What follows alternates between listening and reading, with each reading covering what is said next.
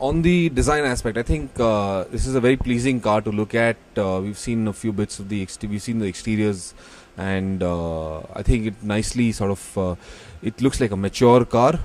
Takes forward a lot of the design cues from the i10, so it looks familiar in that Hyundai family sense of way, which I think is very pleasing, because, and it's very important because Hyundai needs to establish a design language all of its own, and I think this carries forward that design theme very nicely.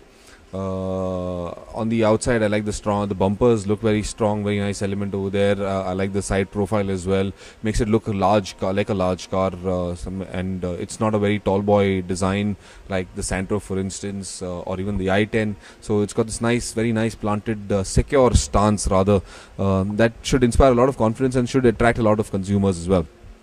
On the interior styling bits, I think Hyundai has done a fantastic job with the interiors, more than the exteriors. I think the inside of the car has been devoted a lot of attention to, and I think that's very important as well, because that's where a consumer spends most of his time.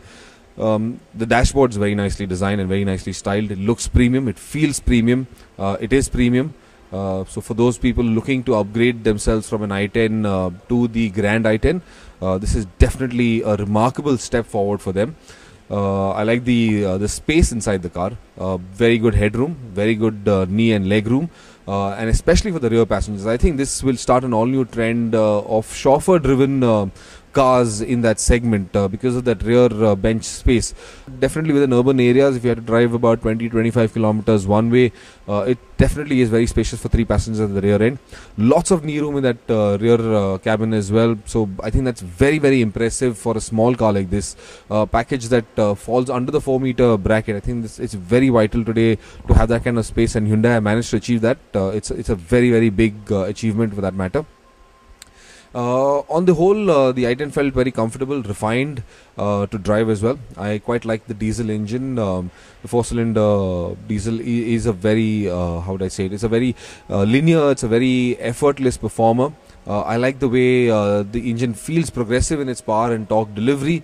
It's got a very strong bottom and mid-range torque delivery, which is definitely a big boon in the city areas where you will be in. You will try and drive it in higher gears at lower RPM, and it pulls very strongly from the word go.